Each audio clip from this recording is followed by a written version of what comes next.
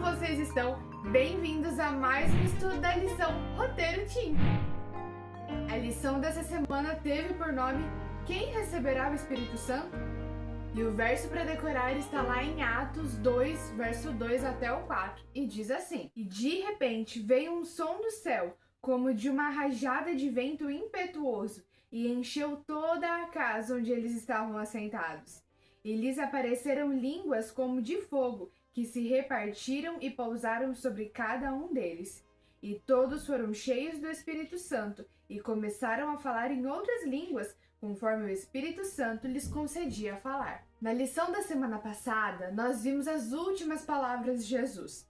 E além de dar ordem aos discípulos para pregar o evangelho a todo mundo, ele prometeu que deixaria um presente com eles depois que partisse. Aliás, não apenas prometeu esse presente, mas disse que a missão para o mundo deveria começar quando esse presente chegasse. Jesus sabia que os discípulos estavam com medo do que estava por vir e que eles se sentiam sozinhos e inseguros sem a presença de Jesus com eles.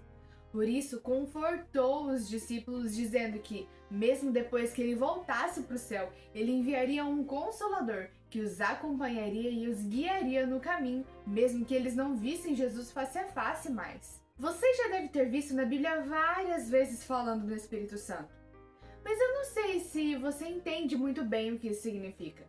Talvez a gente só pense em alguma coisa que é como Deus, ou aquela voz que fala na nossa consciência. Mas o Espírito Santo não é só isso, é algo muito mais profundo. E seria importantíssimo se nós entendêssemos a essência do Espírito de Deus, porque é Ele que vai trabalhar conosco. Em Lucas 11:13, Jesus compara Deus a um pai que gosta de dar coisas boas aos seus filhos. Um pai que ama e realmente quer ver o bem deles. Mas isso não quer dizer que Deus vai dar tudo o que você quiser, todos os desejos do seu coração. A verdade é que quando temos o Espírito Santo no coração, ele nos ajuda a moldar os nossos desejos à vontade de Deus. O Espírito Santo trabalhando em nosso coração consegue enxergar tudo que temos lá dentro. E nós não temos só desejos bons para nós mesmos, ou vontades, presentes que gostaríamos de ter de Deus. E às vezes, quando Jesus diz que nós ganharemos do nosso Pai aquilo que precisamos, nós pensamos que apenas meia promessa está cumprida. É bom ter o Espírito Santo, mas às vezes pensamos que Deus tem a obrigação de dar tudo aquilo que nós queremos. Às vezes, no nosso entendimento, nem coisas ruins são.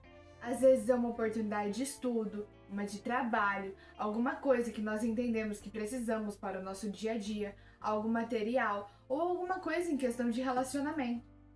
Mas esse é um dos motivos para os quais Deus mandou o Espírito Santo. O Espírito Santo trabalha em nosso coração, mostrando o que de fato é a vontade de Deus e o que são apenas desejos da carne. Ele nos guia para o melhor caminho, porque Deus sabe de tudo. Quando nós permitimos que o Espírito Santo trabalhe em nosso coração, ele nos ajuda a entender os nossos desejos e as nossas vontades pelas lentes de Deus. Assim, podemos entender o que de fato é bom para nós e qual é a vontade perfeita de Deus para a nossa vida. A Bíblia já dizia: Eu é que sei os planos que tenho a respeito de vós, e são planos bons de te dar uma vida boa e feliz. Deus sabe tudo antes mesmo de acontecer, e Ele nos envia o seu Espírito para que podemos ficar tranquilos e para que possamos seguir no caminho certo, mesmo sem ver como Deus vê. A história da descida do Espírito Santo na Terra em Atos é cheia de simbolismo e riqueza de palavras. Quando Atos descreve como aconteceu a descida do Espírito Santo, faz menção a diversas profecias e festas que tinham em Israel. As línguas fazem referência desde Babel até aquilo que o povo acreditava como festa do Pentecostes. As línguas que antes haviam sido confundidas por Deus por causa do pecado, agora estavam virando dons para que as pessoas pudessem ser salvas do pecado. O fogo, que representava a descida do Espírito Santo, também mostrava como Deus trata o pecado, limpando assim e queimando, jogando para longe tudo aquilo que é impuro. Assim como aconteceu em Isaías e em outras histórias bíblicas, o fogo purifica, mostra assim finalmente como Deus nos liberta do pecado, trazendo a sua pureza e colocando a sua obra nos nossos corações. A história também conta que aquela época era a época de festa em Israel. O 50º dia depois da Páscoa marcava mais uma das festas proféticas que Israel tinha desde os tempos de Moisés. Várias pessoas vinham dos lugares mais distantes do mundo para participar daquela festa. Alguns judeus que tinham viajado para muito longe e agora retornavam para poder, junto com o povo, cumprir as festas da tradição. Para os discípulos era uma imensa oportunidade. E não pense que foram só os 12 que receberam os dons.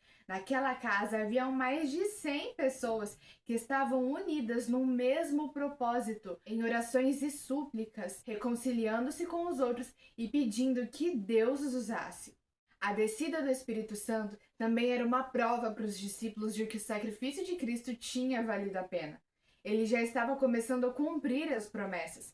Podiam senti-lo cada vez mais próximo. O céu se alegrou em poder dividir os dons de Deus com a terra, e finalmente várias profecias ditas por vários homens foram cumpridas naquele momento. Mas o Pentecostes, a descida do Espírito Santo, não estava destinada apenas para aquela época de Atos. Deus promete que nós também receberemos seus dons hoje, e todo aquele que buscar receberá o dom do Espírito Santo para acompanhá-lo no caminho. Mas preste atenção. A plenitude do Espírito não será dada àqueles que anseiam poder ou que desejam fogo em suas entranhas, ou os que gostariam de ser prestigiados pela simples presença de Deus. A plenitude de Deus virá para aqueles que o buscam, na esperança de que Ele os transforme literalmente para que sejam semelhantes a Ele e os capacite a ser instrumentos em suas mãos para cumprir a missão no mundo. Após Cristo voltar ao céu, os discípulos passaram dias se preparando. Eles oravam, agradeciam a Deus e pediam ajuda com as suas fraquezas. Eles realmente estavam de coração entregue, e apenas por causa dessa grande comunhão entre os irmãos e devoção para com Deus que eles puderam finalmente receber o Espírito Santo para poder espalhar a mensagem para os outros. O nosso espírito hoje deve ser o mesmo que o dos discípulos. Nós não podemos negligenciar esse dom que Deus está nos dando. Se não fosse o Espírito Santo, nenhuma das boas coisas que existe nesse mundo ainda existiria. A nossa natureza pecaminosa não pode ser vencida sem a ajuda do Espírito Santo e do poder do sangue de Cristo. Nós precisamos estar focados para não perder de vista essas coisas e não acabar deixando o Espírito Santo falando sozinho. Agora, para você refletir, um homem chamado David Watson disse uma vez: se Deus tirasse o Espírito Santo de nosso meio hoje, 95% do que estamos fazendo continuariam do mesmo jeito. Contudo, se Deus tivesse tirado o Espírito Santo do meio da primeira comunidade cristã, 95% do que estavam fazendo teria cessado imediatamente. Aquilo que você está fazendo está sendo guiado pelo Espírito Santo? Ou será que você ainda precisa consagrar uma grande parte da sua vida a Deus? Nós não sabemos o dia em que Jesus irá retornar, mas com certeza a nossa vida não é eterna aqui neste mundo. Não sabemos o dia que vamos ir embora deste planeta também. Precisamos estar atentos para não deixar o Espírito Santo de lado.